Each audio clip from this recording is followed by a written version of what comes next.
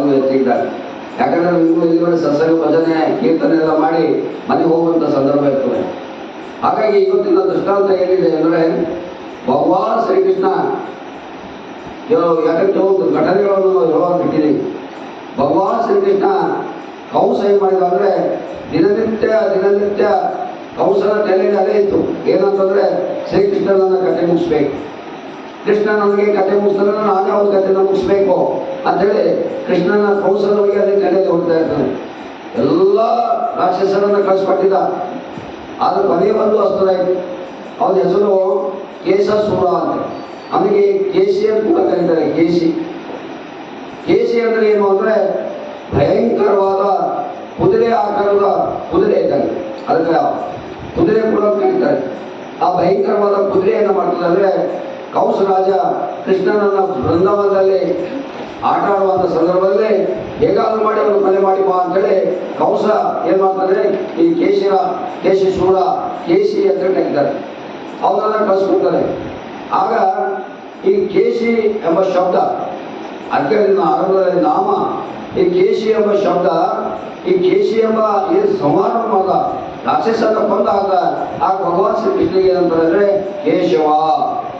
ಕೇಶವ ಅಂತೇಳಿ ಅಲ್ಲಿಂದ ಆರಂಭವಾಗ್ತದೆ. ಇದು ಕಂಸನ ಕೊನೆಯ ಅಸ್ತ್ರವಾಗಿತ್ತು ಕೃಷ್ಣನ ಪ್ರಯೋಗ ಮಾಡೋದು. ಆಗ ಆ ಕುದುರೆ ರೂಪದಲ್ಲಿ ಏನ್ ಮಾಡ್ತದೆ, ಬೃಂದಾವನ ಬಂದ್ಬಿಡ್ತದೆ.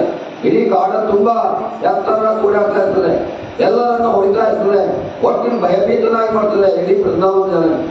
ಆಗ ಗೊತ್ತಾಗ್ತದೆ ಕೃಷ್ಣನಿಗೆ ಏನಂತ ಇದೆಲ್ಲ ಆಟ ಯಾಕಿದೆ ಅಂದ್ರೆ ನಮ್ಮ ಮಾವ ಕಂಸಂದೇ ಆಟ ಇದೆ, ಹೇಗಾದ್ರೂ ಮಾಡಿ ನನ್ನನ್ನು ಕೊಲೆ ಮಾಡ್ಬೇಕಂತ ಮತ್ತೆ ಇನ್ನೊಂದು ರಾಕ್ಷಸನ್ನು ಕಳಿಸಿದ್ದಾನೆ. ಇನ್ನೊಂದು ಕುದುರೆಯ ರೂಪದಲ್ಲಿ ನನ್ನನ್ನು ಕೊಲೆ ಮಾಡ್ಬೇಕಂದ್ರೆ ಆ ರೂಪದಲ್ಲಿ ಕಳಿಸಿದ್ದಾನೆ ಅಂತೇಳಿ ಅರ್ಥವನ್ನಾಗ್ತದೆ ಭಗವಾನ್ ಕೃಷ್ಣನಿಗೆ. ಹಾಗಾಗಿ ಭಗವದ್ಗೀತೆಯಲ್ಲಿ ಕೂಡ ಸದಾಕಾಲ ಹಲವಾರು ಸರಿ ಅರ್ಜುನ ಕೃಷ್ಣನಿಗೆ ಕೇಳ್ತಾನೆ, ನನಗೆ ಕೂಸ್ತಾ ಇಲ್ಲವೋ ಕೇಶವ, ನನಗೆ ಈ ರೀತಿ ಆಗ್ತಾ ಇಲ್ಲವೋ ಕೇಶವ, ಹೇಗೆ ಯುದ್ಧ ಮಾಡೋದು ಕೇಶವ ಅಂದ್ರೆ ಕೇಶವ ಕೇಶವ ಕೇಶವ ಕೇಶವ ಅಂತೇಳಿ ಅರ್ಜುನ ಭಗವಾನ್ ಕೃಷ್ಣನಿಗೆ ನೂರಾರು ಸರಿ ಭಗವದ್ಗೀತೆಯಲ್ಲಿ ಕರೀತಾನೆ. ಅಂದ್ರೆ ಆ ನಾಮದಲ್ಲಿ, ಕೇಶವ ಎಂಬ ನಾಮದಲ್ಲಿ ಭವ್ಯವಾದಂಥ ಶಕ್ತಿ ಇದೆ. ಹಾಗಾಗಿ ಅರ್ಜುನ ಭಗವದ್ಗೀತೆಯಲ್ಲಿ ಬಹಳ ಸರಿ ಕರೆದಿದ್ದಾನೆ, ಓ ಕೇಶವ ಅಂದ್ರೆ ಎಲ್ಲಿ ದುಃಖ ಆಗ್ತದೋ ಅವ ಕೇಶವ ಅಂತ ಕರೆದಿದ್ದಾನೆ. ಹಾಗಾಗಿ ನಮಗೂ ಕೂಡ ನೋವಾದಾಗ, ದುಃಖವಾದಾಗ, ಕಷ್ಟ ಬಂದಾಗ ಏನ್ ಮಾಡ್ಬೇಕಂದ್ರೆ ಕೇಶವ ಅಂದರೆ ನಮ್ದೆಲ್ಲ ಕಷ್ಟಗಳು ಮಾಯವಾಗ್ತವೆ. ಇದು ಭಗವದ್ಗೀತೆಯಲ್ಲಿ ನೋಡಿದಂಥ ಘಟನೆಗೂ ಕೂಡ ನಾಡ್ತೇವೆ. ಹಾಗಾಗಿ ಈ ಕೇಶಿ ಎಂಬ ಕುದುರೆಯ ರೂಪದಲ್ಲಿ ಬಂದಂತ ಏನ್ ಮಾಡ್ತಾನೆ ಅಂದ್ರೆ ಕೃಷ್ಣನ ಮೇಲೆ ಆಗ್ತದೆ, ಇಡೀ ಎಲ್ಲ ಜನವನ್ನ ಭಯಭೀತರಾಗ್ತಾರೆ. ಈ ಕೇಶಿ ಎಂಬ ಕುದುರೆ ಏನ್ ಮಾಡ್ತಂದ್ರೆ ಬಹಳ ಎತ್ತರವಾದ ಗಾತ್ರ ಕಪ್ಪವಾದಂತ ರಾಕ್ಷಸ ರೂಪದಲ್ಲಿ ಇರುವಂತ ಕುದುರೆ, ಅದು ಸಾಮಾನ್ಯ ಕುದುರೆ ಅಲ್ಲ. ಹಾಗೇನ್ ಮಾಡ್ತಾರೆ, ಇಡೀ ಬಾಯಿನಿಂದ ಬೆಂಕಿಯನ್ನು ಉದುರುತ್ತದೆ, ಬಾಯಲ್ಲಿ ಬೆಂಕಿಯನ್ನು ಹಾಕಿರ್ತದೆ. ಅಲ್ಲಿ ನೋಡಿದ ಬೆಂಕಿ ಮತ್ತು ಉದ್ದವಾದಂತಹ ಹಲ್ಲುಗಳನ್ನು ತೆಗೆದುಕೊಂಡು ಎಲ್ಲ ಮಕ್ಕಳನ್ನ ಹಿರಿಯರನ್ನ ಕೊಲ್ಲುವಂತ ಪ್ರಯತ್ನವನ್ನು ಮಾಡ್ತದೆ. ಆ ಭಗವಾನ್ ಕೃಷ್ಣ ಇದನ್ನು ಕೊಲ್ಲಿ ಅಂತೇಳಿ ಅದು ಕೂಡ ಕಾಯ್ತಾ ಇರ್ತದೆ. ಆ ಭಗವಾನ್ ಶ್ರೀಕೃಷ್ಣ ಏನ್ ಮಾಡ್ತಾನೆ, ನೇರವಾಗಿ ಆ ಕೇಶಿ ಎಂಬ ಕುದುರೆ ಜೊತೆಗೆ ಏನ್ ಮಾಡ್ತಾನೆ, ಬಹಳ ಚಿಕ್ಕ ಬಾಲಕಲ್ಲ, ಸುಮಾರು ಯಾಕಂದ್ರೆ ಕಂಸನನ್ನ ವಧೆ ಮಾಡುವಾಗ 10 ವರ್ಷದ ಹುಡುಗಿರ್ತಾನೆ ಕೃಷ್ಣ, ಅಂದ್ರೆ ಸುಮಾರು 8-9 ವರ್ಷದ ಇರೋದು ಒಬ್ಬ ಬಾಲಕ ಒಂದು ದೈತ್ಯ ಆಕಾರದ ಕುದುರೆಯನ್ನ ಏನ್ ಮಾಡ್ತಾನೆ, ಒಂದು ಹಾಕ್ಬಿಡ್ತಾನೆ. ಅಲ್ಲಿನಿಂದ ಭಗವಾನ್ ಕೃಷ್ಣನಿಗೆ ಏನಂತ ಹೇಳ್ತಾರೆ ಅಂದ್ರೆ ಕೇಶವ ಅಂದ್ರೆ ಭಗವಾನ್ ಆ ಕೇಶಿ ಎಂಬ ಕುದುರೆಯನ್ನ, ರಸೂರಿಯನ್ನ ಏನ್ ಮಾಡೋದು, ಕೊಂದು ಹಾಕಿ ಒಂದು ವಿಜಯದ ಸಂಕೇತವನ್ನು ಮಾಡೋದು. ಅಲ್ಲಿಂದ ಇಲ್ಲಿವರೆಗೆ ಅಂತ ಹೇಳ್ತಾರೆ ಅಂದ್ರೆ ಭಗವಾನ್ ಶ್ರೀಕೃಷ್ಣನಿಗೆ ಕೇಶವ ಅಂತ ಹೇಳ್ತಾರೆ, ಕೇಶವ. ಹಾಗಾಗಿ ಈ ಕೇಶವ ಎಂಬ ಶಬ್ದ ಖಾಲಿ ಅಷ್ಟಿಗೆ ಸೀಮಿತಲ್ಲ. ಭಗವದ್ಗೀತೆಯಲ್ಲಿ ಕೂಡ ಅನೇಕ ರೀತಿಯಾಗಿ ಉವಾಚ ಆಗ್ತದೆ. ಉವಾಚ ಅಂದ್ರೆ ಮಾತುಗಳು ಆಗ್ತವೆ.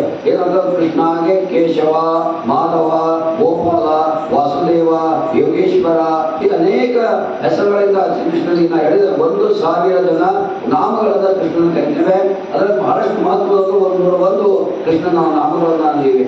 ಹಾಗಾಗಿ ಶ್ರಾವಣ ಮಾಸದಲ್ಲಿ ನಾವು ಭಗವಾನ್ ಶ್ರೀಕೃಷ್ಣನ ಒಂದೊಂದು ಹೆಸರನ್ನೇ, ಒಂದೊಂದು ನಾಮವನ್ನ ನಮ್ಮ ಕಿವಿ ಮೂಲಕ ಶ್ರಾವಣನ ಕೇಳೋದು.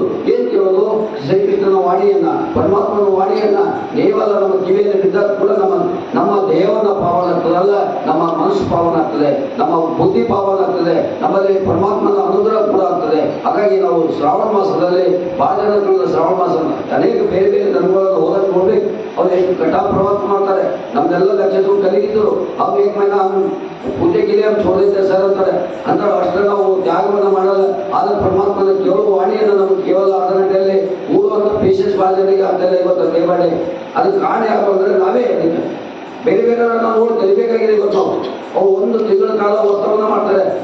ವರ್ತವನ್ನ ಮಾಡಿ ಒಂದು ನೀರು ಕೂಡ ಕುಡಿಯೋದಿಲ್ಲ. ಆದ್ರೆ ಇವತ್ತು ನಾವು ಅರ್ಧ ಗಂಟೆ ಕೊಟ್ಟು 1 ಗಂಟೆ ಕೊಟ್ಟು ನಾವು ಮತ್ತು ನಮ್ಮ ಮಕ್ಕಳು ನಮ್ಮ ಕುಟುಂಬವನ್ನ ಪರಮಾತ್ಮ ಕಡೆ ಅದು ಆ ದೇವರು ಇವು ದೇವರು ಅಂತ ಹೇಳೋದಿಲ್ಲ. ಶಿವಾನೇ ಇರ್ಬೋದು, ಬಸವಣ್ಣವರು ಇರ್ಬೋದು, ಯಾರೇ ಇರಲಿ ಪರಮಾತ್ಮನ ಧ್ಯಾನದಲ್ಲಿ ಶ್ರಾವಣ ಮಾಸದಲ್ಲಿ ಏನಂದ್ರೆ ನಮ್ಮ ಮನಸ್ಸನ್ನು ಶುದ್ಧ ಮಾಡ್ಕೋಬೇಕಾಗಿದೆ, ನಮ್ಮ ಕಿವಿಗಳನ್ನು ಶುದ್ಧಾಗಬೇಕಾಗಿದೆ, ನಮ್ಮ ಮನಸ್ಸನ್ನು ಶುದ್ಧಾಗಬೇಕಾದ್ರೆ, ನಮ್ಮ ಕಣ್ಣುಗಳನ್ನು ಪಾವನಾಗಬೇಕಾದ್ರೆ ನಾವು ಆಧ್ಯಾತ್ಮಿಕ ಚಿಂತನೆ ಮತ್ತು ಶ್ರಾವಣ ಮಾಸದಲ್ಲಿ ಭಜನೆ, ಕೀರ್ತನೆ, ಸತ್ಸಂಗ ಏನಾಗ್ತದೆ ಅಂದ್ರೆ ಬಹಳ ಅದು ಪ್ರಭುತ್ವವಾಗಿ ಕೆಲಸವನ್ನು ಮಾಡಕ್ಕೆ ಸಾಧ್ಯ ಆಗ್ತದೆ. ಆ ನಿಟ್ಟಿನಲ್ಲಿ ಈಗೆಲ್ಲ ಸಮಯ ಆಗಿದೆ. ಅವನ್ನು ಕೂಡ ನಾವು ನೋಡ್ಕೊಂಡು ಇವತ್ತ ಕೇವಲ ಇಷ್ಟಿಗೆ ಮುಗಿಸ್ತೇನೆ. ಯಾಕಂದ್ರೆ ನಾನು ನಿನ್ನೆ ಹೇಳಿದ್ದೀನಿ ಭಾಳ ಹೆಚ್ಚಿಗೆ ಅಂದರೆ ಮತ್ತೆ ಅದು ಪೇಷನ್ಸ್ ಇರೋದಿಲ್ಲ. ಹಾಗಾಗಿ ಇಂದಿನ ಸಂದರ್ಭದಲ್ಲಿ ಈ ಒಂದು 20-25 ನಿಮಿಷದಲ್ಲೇ ಇವತ್ತಿನ ಕಾರ್ಯಕ್ರಮ ಮುಗಿಸ್ತಾ ಇದ್ದೇನೆ. ಹಾಗಾಗಿ ನಾವು ಒಟ್ಟಿನಲ್ಲಿ ನಾಮನ ಸ್ಮರಣೆ ಪ್ರತಿಯೊಬ್ಬರು ಮಾಡಬೇಕು.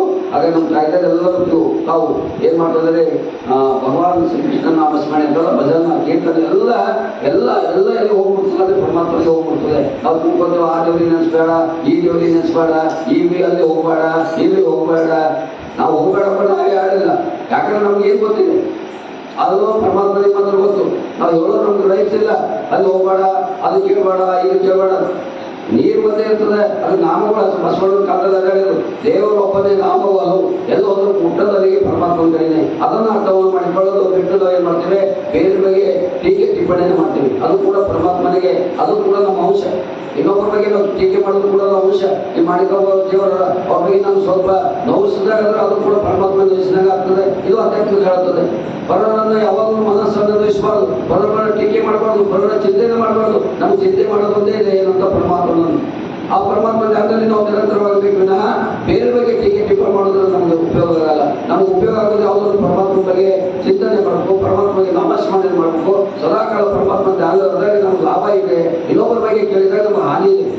ಅದಕ್ಕೆ ಬಸವಣ್ಣ ನೀವೇಗಿದ್ದಿದೆಯೋ ನಿಮ್ಮ ತೊಲವು ಸಂತೋಷಕೊಳ್ಳಿ, ನಿಮ್ಮ ಮನವು ಸಂತೋಷಕೊಳ್ಳಿ ಅಂತ ಹೇಳಿ. ಅದಕ್ಕಾಗಿ ಪರಮಾತ್ಮನ ನಾಮಸ್ಮರಣೆ ಮಾಡುವಾಗ ಯಾವುದೇ ಧರ್ಮ ಇರಲಿ, ಯಾವುದೇ ದೇವರು ಇರಲಿ, ಯಾವುದೇ ಇರಲಿ, ಒಟ್ಟಿನಲ್ಲಿ ಒಳ್ಳೆ ಸತ್ಸಂಗ, ಭಜನೆ, ಕೀರ್ತನೆ ಪ್ರತಿಯೊಬ್ಬ ಮನೆಯಲ್ಲಿ, ಮಂದಿರಗಳಲ್ಲಿ, ಮನಸ್ಸುಗಳಲ್ಲಿ ಆಗಬೇಕು. ಅಂತ ನಿಟ್ಟಿನಲ್ಲಿ ತಾವು ತಾಯ್ದೇವರು ಇವತ್ತು ನಮ್ಮ ಔಷಧಿಗಳಲ್ಲಿ ಮಾಡುತ್ತಿರುವುದು ಬಹಳ ಹೆಮ್ಮೆಸ್ತದ, ಖುಷಿ ಅನಿಸ್ತದೆ. ತಮ್ಮೆಲ್ಲರ ತಾಯ್ದೇವರಿಗೆ ಮತ್ತೊಮ್ಮೆ ತಮ್ಮ ಪಾದಕ್ಕೆ ನಮಸ್ಕಾರ ಮಾಡಿ ಇವತ್ತಿನ ಪ್ರವಚನ ಮುಗಿಸ್ತೇನೆ. ಶರಣೋ ಶರಣ.